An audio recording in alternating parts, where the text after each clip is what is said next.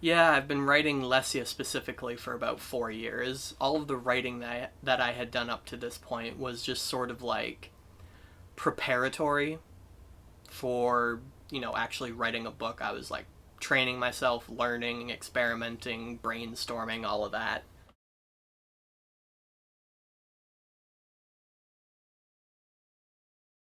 The long short of it is, I got caught in a thunderstorm one day while I was on a walk, and waiting out the rain and thunder, I had a lot of time to just sort of think. And I had thought on where I was in my career as a culinary arts person, like a chef in training type thing. I hadn't gone to culinary school yet, but I was planning on it. But something told me that that wasn't where I was supposed to be. I didn't find it fulfilling at all, really.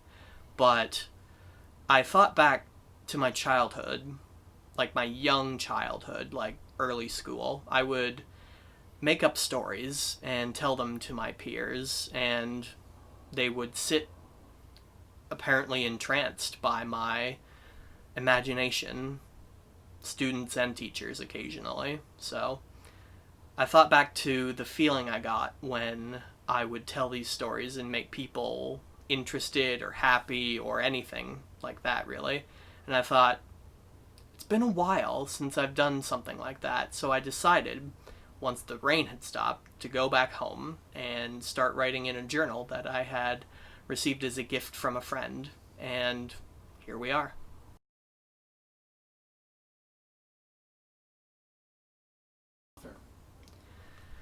The ability to write characters like I do is a very intensive process because, for me personally, when I write characters, I'm utilizing a piece of my own personality to give a skeleton to this character. Being able to write and then have this character interact with all of my other characters while being accurate to their thought processes and their emotional reactions, all of these things. But it's very rewarding.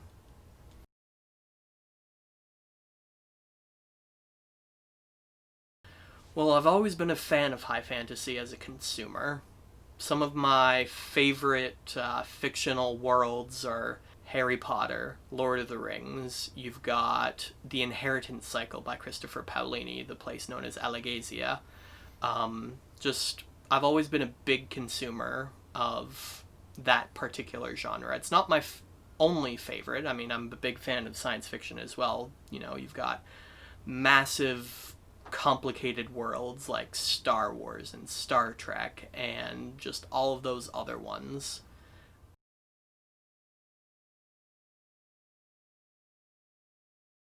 Well, the Alluremance Chronicles are high fantasy, the highest of fantasy, I would say, because there's the tier system of fantasy, low, middle, and high.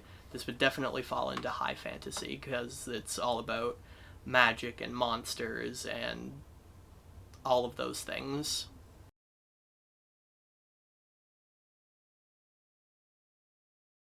Book one of Alluremance Chronicles, Lesia, follows a young girl who was fairly ordinary, as most protagonists start off as, but later learns that she is quite remarkable, and we follow her trials and adventures all the while she meets many interesting people, some good, some less than good, and all of the emotional connections she makes along the way, all of the hardships she has to endure, and just a human experience, you could say.